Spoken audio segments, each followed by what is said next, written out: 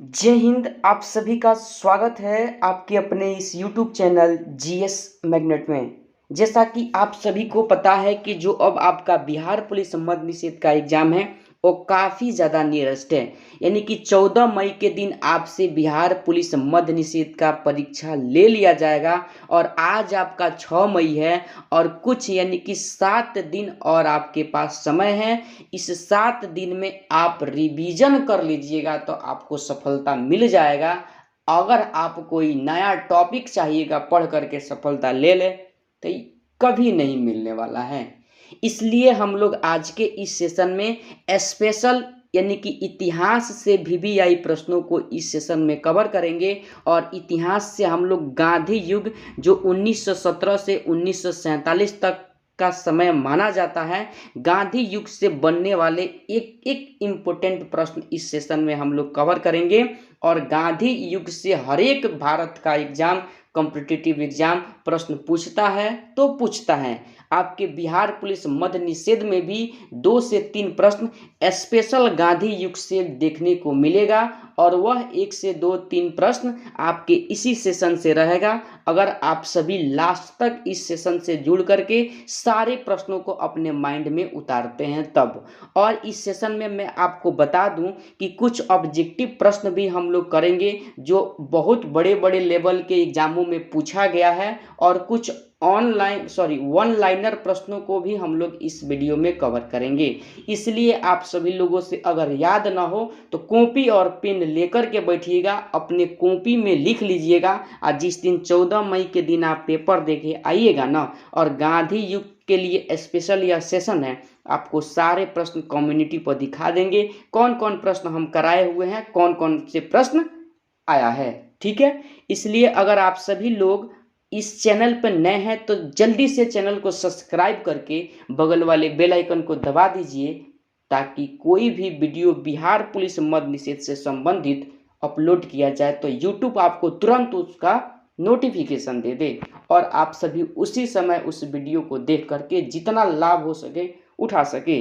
तो चलिए ज़्यादा देर न करते हुए हम लोग आते हैं अपने पहले प्रश्न पे और देखिए क्या प्रश्न आपसे पूछा जा रहा है।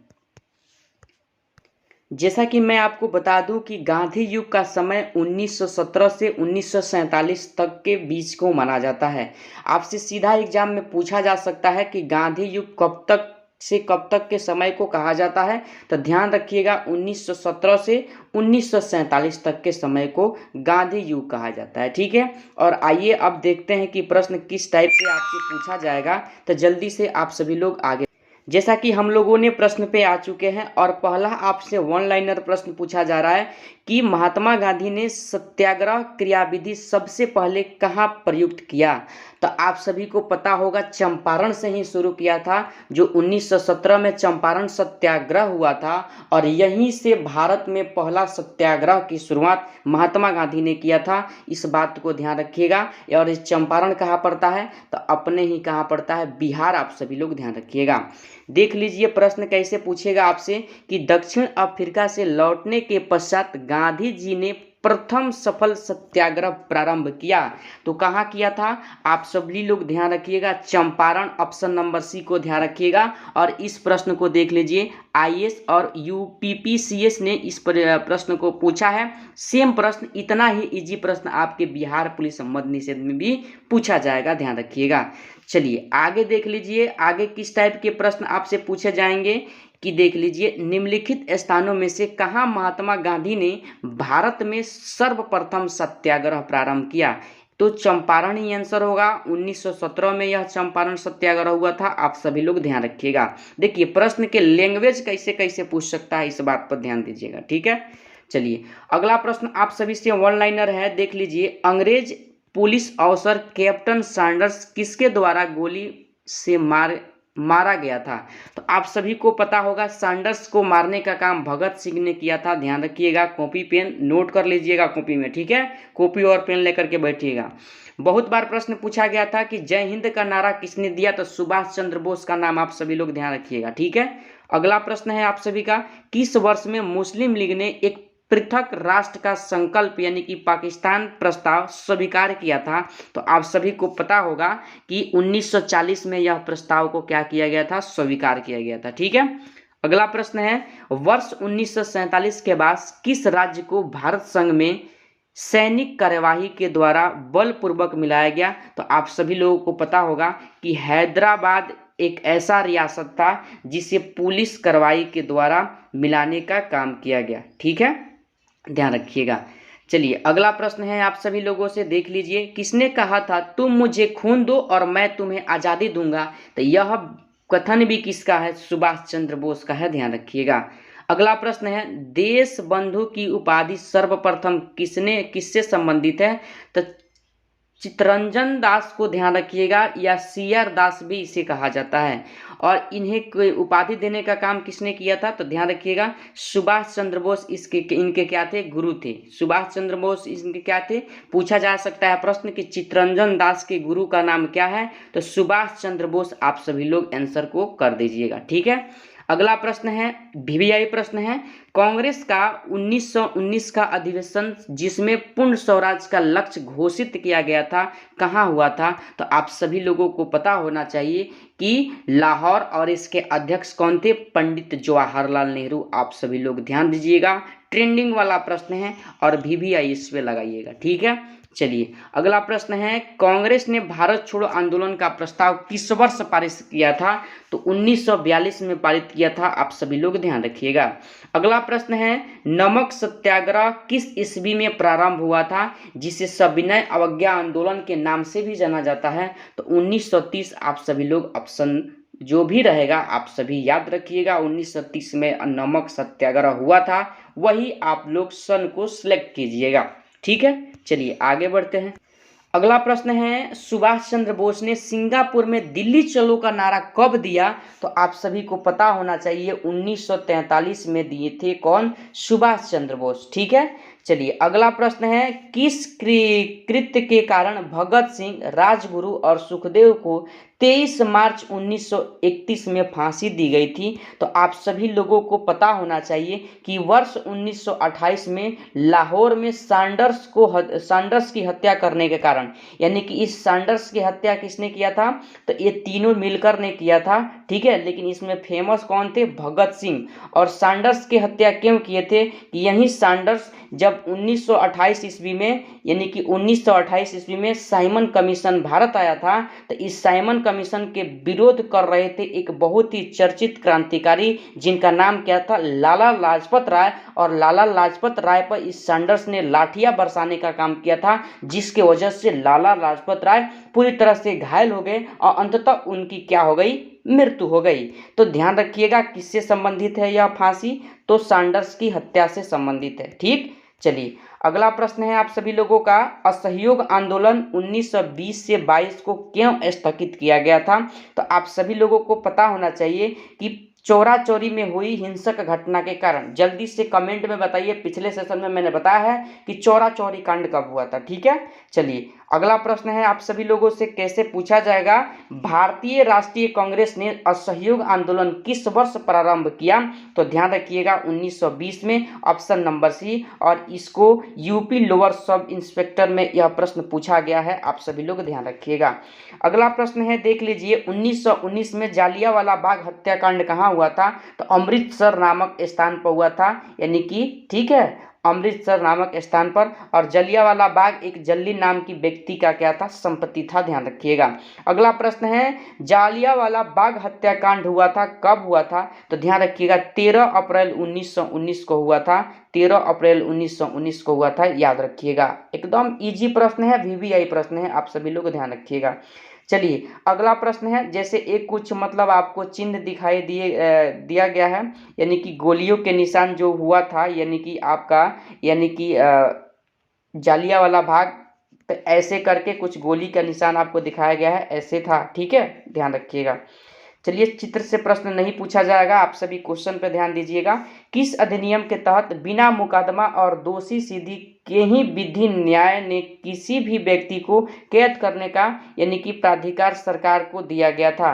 तो आप सभी को पता होना चाहिए 1919 के रॉलेट एक्ट अधिनियम के तहत किसी भी शक के आधार पर किसी को भी बंदी बना करके जेल में डाल देना। जी इसी के विरोध में क्या हुआ था, जलियांवाला बाग में सभा हो रहा था। ठीक है ना, ध्यान रखिएगा। अगला प्रश्न आपसे पूछ सकता है रॉलेट एक्ट भारत में लागू किया गया था, कब किया गया था? तो 1919 में किया गया था। आप सभी लोग ध्यान रखिएगा। अगला प्रश्न क्या है, आप सभी लोगों का ध्यान दीजिएगा। गांधी इरविन समझौता 5 मार्च 1931 को किससे संबंधित है? तो ध्यान रखिएगा, सविनय अवज्ञा आंदोलन के स्थगन से संबंधित यह क्या था, यानी कि समझौता था। यानी कि गांधी जी को गोलमेज सम्मेलन में कैसे भी करके यानी कि ब्रिटेन भेजना था। आप सभी लोग ध्यान रखिएगा। ठीक है, चलिए अगला प्रश्न है, स्वतंत्र भारत के प्रथम गवर्नर जनरल कौन थे? तो लॉर्ड माउंटबेटन थे। इनका फोटो है, इधर देख सकते हैं आप सभी लोग, लॉर्ड माउंटबेटन का फोटो भी लगा दिए हैं। ठीक है, चलिए अगला प्रश्न है आप सभी लोगों का, किस अधिनियम में पहली बार भारत के लिए संघीय संरचना प्रस्तुत की गई? तो भारत शासन अधिनियम 1935। आप सभी लोग ध्यान रखिएगा। अगला प्रश्न है, काकोरी ट्रेन डकैती कांड के नायक कौन थे? तो राम प्रसाद बिस्मिल्ला थे इसके नायक, ध्यान रखिएगा। अगला प्रश्न है, सन 1919 के अधिनियम में द्वैध शासन धारण से जिस व्यक्ति ने परिचित कराया वे कौन थे? तो चेम्सफोर्ड थे। आप सभी लोग ध्यान रखिएगा। ठीक है, चलिए अगला प्रश्न क्या है, किसने 23 फरवरी 1946 को रॉयल इंडिया नेवी के विद्रोहियों को आत्मसमर्पण के लिए राजी किया? तो दादा यानी कि वल्लभ भाई पटेल एवं मोहम्मद अली जिन्ना का नाम ध्यान रखिएगा। ठीक है, चलिए अगला प्रश्न है, लिखते रहिएगा प्रश्न अगर याद ना हो तो। इंपोर्टेंट सेशन है, आप सभी लोग कान खोल करके सुन लीजिए। इसी सेशन से गांधी युग से प्रश्न पूछा जाएगा तो पूछा जाएगा। ठीक है, नहीं याद कीजिएगा आप जाइएगा मेरिट लिस्ट से बाहर, इस बात को ध्यान रखिएगा। 20 सितंबर 1932 को यरवदा जेल में महात्मा गांधी ने आमरण अनशन किसके विरोध में किया था? तो आप सभी को पता होना चाहिए, रैमसे मैकडोनाल्ड के सांप्रदायिक पंचायत के विरुद्ध में यह किए थे। ठीक है, चलिए अगला प्रश्न है आप सभी का, देखिए सन 1939 में पहली बार महात्मा गांधी देशी राज्य में नियंत्रित जनसंघर्ष चलाने की विशेष तकनीक को अपनाया। उन्होंने अपने एक निकट सहयोगी को सत्याग्रह करने की इजाजत दी। वह निकट सत्याग्रही कौन था? यानी कि ध्यान रखिएगा, राजकोट में वल्लभ भाई पटेल थे। कौन थे? वल्लभ भाई पटेल। आप सभी लोग ध्यान रखिएगा। अगला प्रश्न है, किस आंदोलन में महात्मा गांधी ने भूख हड़ताल को एक हथियार के रूप में पहली बार प्रयोग किया था? तो 1918 की अहमदाबाद मिल मजदूर हड़ताल में किए थे। ठीक है, चलिए सॉरी। अगला प्रश्न है, जालियांवाला बाग में गोली चलाने का आदेश किसने किया था? तो ओ डायर ने दिया था। किसने दिया था? O Dyer. ध्यान रखिएगा। इंपोर्टेंट प्रश्न है, महात्मा गांधी को सर्वप्रथम राष्ट्रपिता किसने कहा? तो सुभाष चंद्र बोस ने कहा था। ऑप्शन कोई भी हो, आप सभी लोग सुभाष चंद्र बोस का नाम ध्यान रखिएगा। अगला प्रश्न है, क्रिस मिशन 1942 के असफल होने के सबसे महत्वपूर्ण कारण कौन था? तो क्रिप्स का ग्रहण करने या छोड़ने वाला दृष्टिकोण। ठीक है, ध्यान रखिएगा, इसको नोट कर लीजिएगा। अगला प्रश्न है आप सभी लोगों का, महात्मा गांधी की हत्या कब हुई? तो देखिए महात्मा गांधी की हत्या जो हुआ था नाथूराम गोडसे ने किया था और 30 जनवरी 1948 को हुआ था। ध्यान रखिएगा। चलिए अगला प्रश्न है आपका, भारतीय राष्ट्रीय कांग्रेस के सबसे अधिक समय तक अध्यक्ष कौन रहे हैं? तो अबुल कलाम आजाद का नाम आप सभी लोग ध्यान रखिएगा। ठीक है, अगला पॉइंट आपका है, जब 15 अगस्त 1947 को भारत में अपनी पहली आज़ादी का जश्न मनाया तब महात्मा गांधी थे कहाँ थे? तो कोलकाता में थे। आप सभी लोग ध्यान रखिएगा, याद रखिएगा। चलिए अगला पॉइंट है आप सभी का, भारत एवं पाकिस्तान का विभाजन किस योजना के तहत किया गया? तो लॉर्ड माउंटबेटन योजना के तहत किया गया। आप सभी लोग ध्यान रखिएगा। कायदे आजम किसे कहा जाता है? तो ध्यान रखिएगा, यह कहा जाता है मोहम्मद अली जिन्ना को कहा जाता है कायदे आजम। ठीक है, चलिए अगला क्वेश्चन है आप सभी का कि किस गोलमेज सम्मेलन में भाग लेने के लिए लंदन गए थे? यानी कि गांधी जी किस गोलमेज सम्मेलन में भाग लेने के लिए लंदन गए थे? तो ध्यान रखिएगा, द्वितीय गोलमेज सम्मेलन। प्रथम गोलमेज सम्मेलन 1930 में हुआ था, द्वितीय हुआ था 1931 में और तृतीय हुआ था 1932 में। और ये तीनों गोलमेज सम्मेलन में भाग लेने वाले व्यक्ति डॉक्टर भीमराव अंबेडकर थे, जबकि द्वितीय गोलमेज सम्मेलन में गांधी जी यानी कि कांग्रेस के प्रतिनिधियों ने भाग लिया था। अगला प्रश्न है, असहयोग आंदोलन शुरू करने के समय भारत के वायसराय कौन थे? तो देखिए लॉर्ड चेम्सफोर्ड थे, ध्यान रखिएगा। ठीक है, चलिए भारतीय स्वतंत्रता आंदोलन के दौरान चर्चित पुस्तक इंडिया फॉर इंडियंस के लेखक कौन है? तो चित्तरंजन दास का नाम ध्यान रखिएगा, इस पुस्तक के लेखक है। देखिए जनरल माइक ओ डायर की हत्या किसने की? तो ऊधम सिंह ने किया था, आप सभी लोग ध्यान रखिएगा। ठीक है, चलिए अगला क्वेश्चन है आप सभी से, जालियांवाला बाग हत्याकांड के लिए जिम्मेदार ओ डायर को निम्न में से किसने मारा? तो आप सभी लोग ध्यान रखिएगा, इस लैंग्वेज में प्रश्न आपसे पूछा जाएगा और आप सभी लोग आसानी से आंसर बता दीजिएगा। ऊधम सिंह। आपको याद आना चाहिए कि इस जीएस मैग्नेट वाले सर ने इस प्रश्न को बहुत अच्छे से कराया था और बोला था कि ऐसे प्रश्न आपके एग्जाम में पूछे जाएंगे। ठीक है, चलिए अगला प्रश्न है आप सभी लोगों का, यही है आपका ऊधम सिंह। देख लीजिए, ऊधम सिंह नाम के जो क्रांतिकारी थे यही क्रांतिकारी हैं, देख लीजिए। ठीक है, चलिए कुछ फोटो रिलेटेड से भी प्रश्न आ सकते हैं, अभी तक आया नहीं है इसलिए फोटो को भी अपने माइंड में ध्यान रखिएगा।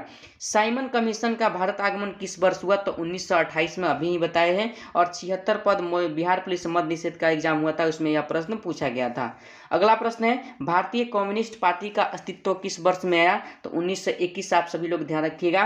पूछा जाए महात्मा गांधी के गुरु कौन से? तो गोपाल कृष्ण गोखले का नाम आप सभी लोग ध्यान रखिएगा। और अगला पॉइंट का अगर बात कर लिया जाए, सारे जहां से अच्छा हिंदुस्तान हमारा के रचनाकार, तो इकबाल का नाम आप सभी लोग हमेशा याद रखिएगा।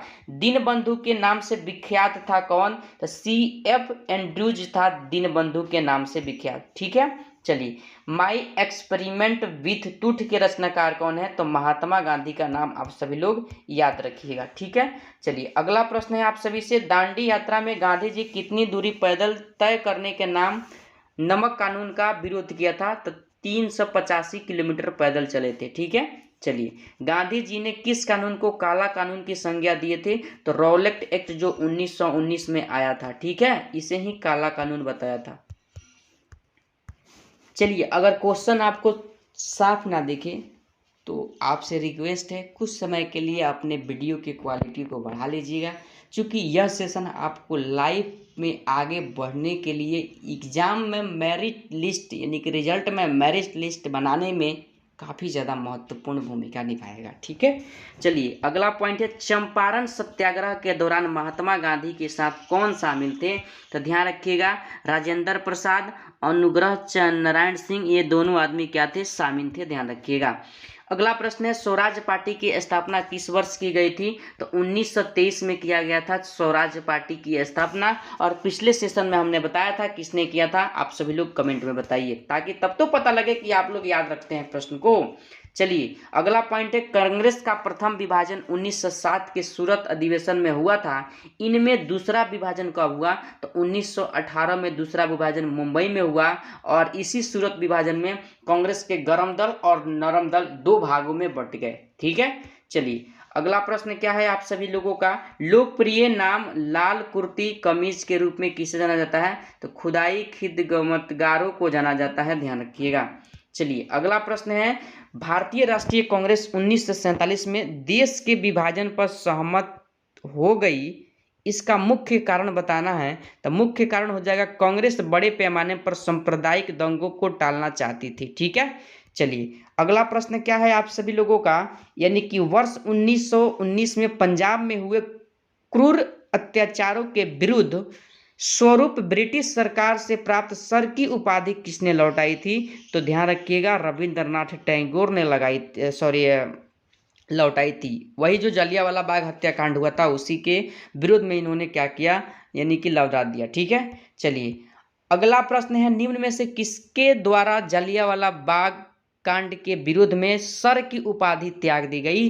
तो ध्यान रखिएगा, रविंद्रनाथ टैगोर। इंपॉर्टेंट प्रश्न इस सेशन का है, मैं बार बार करता हूं, एक एक प्रश्न आपके लिए इंपॉर्टेंट है, इसी से पूछा जाएगा प्रश्न, आप सभी देख लीजिए।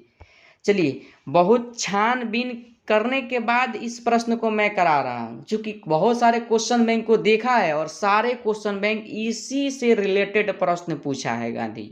ठीक है, चलिए अगला प्रश्न है, जालियांवाला बाग के नरसंहार के समय भारत का गवर्नर वायसराय कौन था? तो ध्यान रखिएगा, लॉर्ड चेम्सफोर्ड था, ध्यान रखिएगा। अगला प्रश्न है, जवाहरलाल नेहरू द्वारा लिखी गई पुस्तक कौन है? डिस्कवरी ऑफ इंडिया के लेखक कौन है? जवाहरलाल नेहरू का नाम, ध्यान रखिएगा।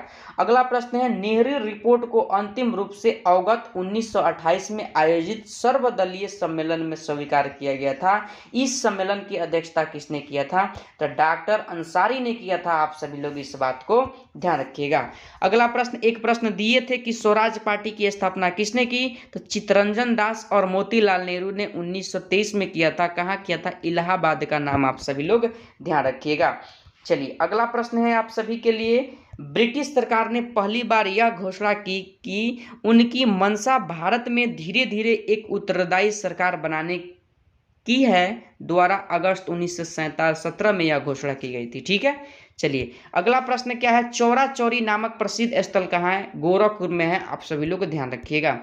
अगला प्रश्न है, किसने कहा मध्यरात्रि के टकोर पर जब संसार सोता है भारत अपने जीवन और स्वतंत्रता के लिए जाग उठता है? इस कथन को कहने वाले प्रसिद्ध यानी कि आपके जो व्यक्ति हो जाएंगे, यह क्या थे? जवाहरलाल नेहरू थे। ठीक है, चलिए how lives if India dies के लेखक कौन है? जवाहरलाल नेहरू, आप सभी लोग ध्यान रखिएगा।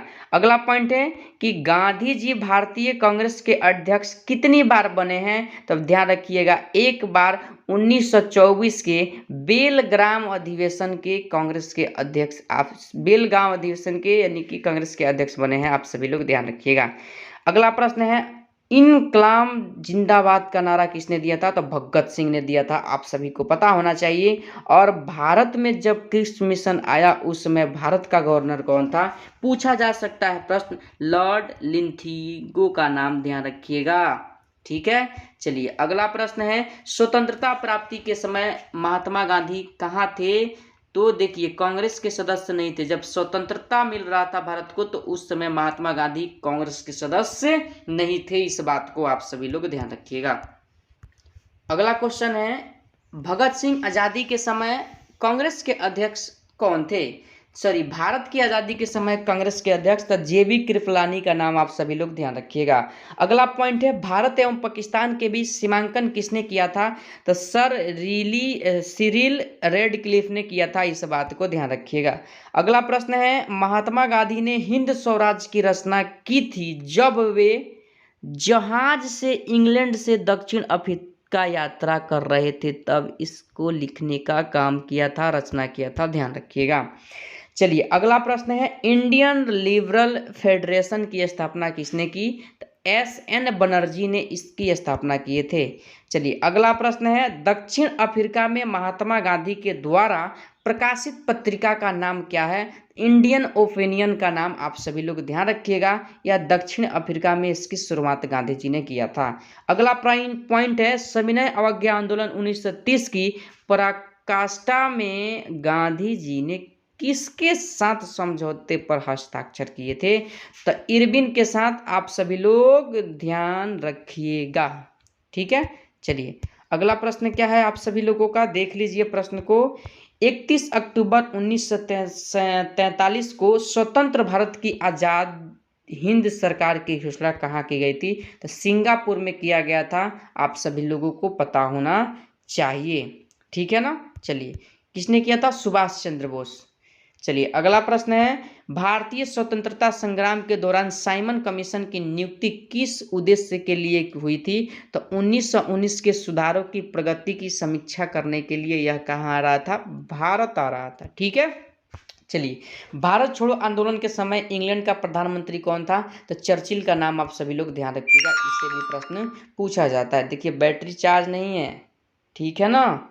चलिए अगला प्रश्न है आप सभी का, सन 1947 के भारतीय राष्ट्रीय कांग्रेस के दिल्ली अधिवेशन की अध्यक्षता किसने की? तो डॉक्टर राजेंद्र प्रसाद का नाम, आप सभी लोग ध्यान रखिएगा। ठीक है ना, कोई दिक्कत नहीं होना चाहिए, आशा करते हैं। ठीक है, चलिए अगला प्रश्न क्या है आप सभी लोगों का, ध्यान दीजिएगा। देखिए अगला प्रश्न है, भारतीय राष्ट्रीय कांग्रेस का 1938 का अधिवेशन किस शहर में हुआ था? तो देखिए हरिपुरा नाम ध्यान रखिएगा, हरिपुरा नाम के स्थान पर हुआ था, जगह पर हुआ था। ठीक है, चलिए अगला प्रश्न है आप सभी का, 1927 की बटलर कमेटी का उद्देश्य क्या था? देखिए बटलर कमेटी का उद्देश्य था भारतीय सरकार तथा देशी राज्यों के बीच संबंधों को सुधार करना था। ठीक है ना। चलिए अगला प्रश्न है, करो या मरो का मंत्र किसने दिया था या नारा? महात्मा गांधी ने भारत छोड़ो आंदोलन 1942 में इस बात को दिया था। ठीक है ना। चलिए अगला प्रश्न क्या है, किसने भारतीय राष्ट्रीय कांग्रेस के कराची अधिवेशन 1931 की अध्यक्षता की? तो सरदार वल्लभ भाई पटेल का नाम आप सभी लोग ध्यान रखिएगा। चलिए अगला प्रश्न है, भारत में साइमन कमीशन के बहिष्कार का मुख्य कारण क्या था? सभी सदस्य अंग्रेज थे, एक भी इसमें भारतीय नहीं थे। कुल 7 सदस्य थे, सातों के साथ यह क्या थे? अंग्रेज ही थे। ठीक है ना। चलिए अगला प्रश्न है, भारत में द्वैत शासन प्रारंभ किया गया था? तो मोंटेग्यू चेम्सफोर्ड रिमॉर्सन 1919 यानी कि 1919 के अधिनियम के से संबंधित है द्वैत शासन। चलिए अगला प्रश्न है, किस आंदोलन में सरदार वल्लभ भाई पटेल ने मुख्य भूमिका निभाई? तो बारदौली सत्याग्रह 1928 में हुआ था और सरदार की उपाधि यानी कि वहाँ की महिलाओं ने दिया, लेकिन पूछा जाए अपने हाथों से किसने दिया? तो गांधी जी का नाम आप सभी लोग ध्यान रखिएगा। ठीक है ना। चलिए अगला प्रश्न है आप सभी लोगों का, किसने असहयोग आंदोलन के दौरान विदेशी कपड़ों का जलाया जाने का एक निठुर बर्बादी बताया था? तो रविंद्रनाथ टैगोर ने बताया था, इस बात को ध्यान रखिएगा। अगला प्रश्न है, भारत के स्वतंत्रता आंदोलन के दौरान महात्मा गांधी द्वारा यानी कि स्थापित साबरमती आश्रम किस नगर के बाहर स्थित है? तो अहमदाबाद आप सभी लोग ध्यान रखिएगा। ठीक है ना। अगला प्रश्न अगर आप सभी से पूछ लिया जाए आनंद मठ के लेखक कौन थे? तो बता दीजिएगा बंकिम चंद्र चटर्जी थे। कौन थे? बंकिम चंद्र चटर्जी। और अगला प्रश्न पूछ दिया जाए भूदान आंदोलन किसने प्रारंभ किया था? तो विनोबा भावे का नाम आप सभी लोग ध्यान रखिएगा। और पूछा जाए लाइफ डिवाइन पुस्तक के लेखक कौन थे? तो अरविंद घोष का नाम आप सभी लोग ध्यान रखिएगा। ठीक है। चलिए अगला प्रश्न अगर पूछ लिया जाए बंगाल एशियाटिक सोसाइटी 1784 में किसने स्थापित किया था, यानी कि इसके प्रवर्तक कौन थे? तो सर विलियम्स जोन्स का नाम आप सभी लोग ध्यान रखिएगा। अगर पूछा जाए भारत की संविधान सभा किसके अनुसार गठित की गई थी? तो कैबिनेट मिशन 1946 आप सभी लोग ध्यान रखिएगा। ठीक है। चलिए आगे बढ़ते हैं। अगला पॉइंट को आप सभी लोगों को ध्यान रखना है कि हमारा राष्ट्रीय गीत वंदे मातरम कहाँ से संकलित है? तो आनंद मठ आप सभी लोग ध्यान रखिएगा। ठीक है। अगला पॉइंट है आपका, भारत का राष्ट्रीय पंचांग किस संवत पर आधारित है? तो शक संवत आप सभी लोग बता दीजिएगा। ठीक है। चलिए अगला पॉइंट क्या है आप सभी का, दिल्ली में केंद्रीय सचिवालय के उत्तरी और दक्षिणी खंडों का वास्तुविद कौन था? तो एडवर्ड लुटियंस था, आप सभी को पता होना चाहिए। अगला पॉइंट है, भारत की शासन व्यवस्था में पहली बार प्रतिनिधि एवं लोकप्रिय तत्व को समाविष्ट करने का प्रयास किस माध्यम से किया गया था? तो आप सभी को पता होना चाहिए 1892 का भारतीय परिषद अधिनियम। ठीक है।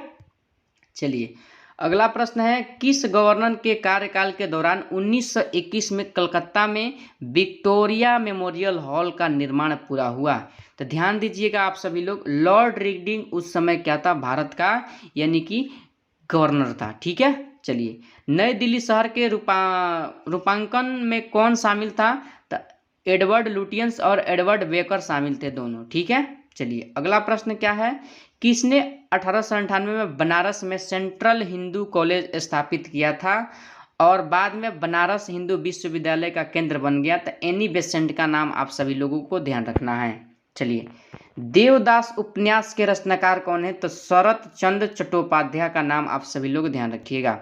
ठीक है। चलिए अगला प्रश्न है आप सभी का, भारत के राष्ट्रीय ध्वज का डिजाइन किसने तैयार किया? तो मैडम भिकाजी कामा का नाम आप सभी लोग ध्यान रखिएगा। और देख लीजिए इनको आज मैं दिखा ही देता हूँ, अच्छे से देख लीजिए, मैडम भिकाजी कामा यही है आपकी। ठीक है। चलिए अगला पॉइंट को ध्यान रखना है, प्रथम भारतीय नोबेल पुरस्कार विजेता कौन थे? तो रविंद्रनाथ टैगोर थे। 1900 कब दिया गया था? 13 में दिया गया था। ठीक है। चलिए अगला प्रश्न है आप सभी लोगों का, चित्रा उपन्यास किसके द्वारा लिखा गया? तो रविंद्रनाथ टैगोर ने ही इसको लिखने का काम किया था। अब प्रेम पचीसी के रचनाकार कौन है? बिहार पुलिस में पूछा गया है। प्रेमचंद का नाम आप सभी लोग ध्यान रखिएगा। और क्षुधित पाषाण के रचयिता कौन है? तो रविंद्रनाथ टैगोर। और इनको आज अपने आंखों से आप सभी लोग देख लीजिए, यही है आपके रविंद्रनाथ टैगोर। ठीक है, चलिए अगला प्रश्न क्या है आप सभी लोगों का, विश्व इतिहास की झलक के रचयिता है जवाहरलाल नेहरू। आप सभी लोग ध्यान रखिएगा। ठीक है, चलिए अगला पॉइंट क्या है आप सभी का, 27 दिसंबर 1911 में पहली बार जनगण मन कहाँ पर गाया गया? तो कोलकाता अधिवेशन। आप सभी लोग ध्यान रखिएगा। ठीक है, चलिए अगला प्रश्न है, भारत में पहला समाचार पत्र किसने शुरू किया था? तो जेम्स हिक्की का नाम आप सभी लोग ध्यान रखिएगा। ठीक है, चलिए अगला प्रश्न है, द व्हील्स ऑफ हिस्ट्री नामक पुस्तक के लेखक कौन है? तो देखिए राम मनोहर लोहिया का नाम ध्यान रखिएगा आप सभी लोग। और यही है आपके कौन, यानी कि राम मनोहर लोहिया जी, ध्यान रखिएगा। ठीक है, चलिए अगला प्रश्न है आप सभी लोगों का, पोस्ट ऑफिस के लेखक कौन है? तो रविंद्रनाथ टैगोर ही है। सारे पुस्तक जो जो लिखा है ना, लेखक का नाम ध्यान रखिएगा। 2 प्रश्न पूछा जाएगा। ठीक है, ये विविध में आता है। ठीक है, विविध में प्रश्न आता है, पूछा जाता है प्रश्न। अगला प्रश्न है, किसे इस्पात का चौखटा की संज्ञा दी गई है? तो भारतीय नागरिक सेवा ICS को दिया गया है। ठीक है, भारत भारती के रचनाकार कौन है? बिहार पुलिस में पूछा गया है। मैथिली शरण गुप्त का नाम आप सभी लोग ध्यान रखिएगा। सैंडलर आयोग का संबंध किससे था? तो शिक्षा से था। आप सभी लोगों को पता होना चाहिए। ठीक है, तो जैसा कि आज के इस सेशन में बस हम लोग इतना ही प्रश्न तक सीमित रहेंगे, क्योंकि आपको पता हो गया होगा कि मोबाइल चार्ज नहीं है, 1% चार्ज है। मोबाइल ऑफ हो जाएगा तो वीडियो अपलोड नहीं हो पाएगा। ठीक है ना, तो इससे आगे हम लोगों शाम के सेशन में हम लोग सारे प्रश्नों को कवर कर लेंगे जो बाकी है। फिर भी इसमें बहुत ज़्यादा इंपॉर्टेंट प्रश्नों को मैंने कवर किया है। अगर आप सभी क्वेश्चन बैंक का एनालिसिस किए होंगे तो आप सभी को पता होगा कि कम से कम 7 से 8 प्रश्न आपको अगर याद होगा क्वेश्चन बैंक के सारे प्रश्न, तो इससे एकदम लड़ रहे होंगे। ठीक है ना, और इसी सेशन से पूछा जाएगा आपसे, जब गांधी युग से प्रश्न पूछा जाएगा तो एक भी बाहर नहीं जाएगा। तो चलिए कमेंट करके बताइए आपको सेशन कैसा लगा। चैनल पर नए हैं तो ऐसे सेशन से जुड़ने के लिए चैनल को पहले सब्सक्राइब करके बगल वाली बेल आइकन को दबा दीजिए। और अपने study group WhatsApp, Facebook, Insta, कोई भी आपके पास स्टडी ग्रुप हो, आपसे रिक्वेस्ट है कि इस सेशन को शेयर जरूर कर दीजिएगा। ठीक है, तो चलिए आज के सेशन को यहीं पर समाप्त करते हैं, फिर मिलते हैं अगले सेशन के साथ। तब तक के लिए जय हिंद, जय भारत।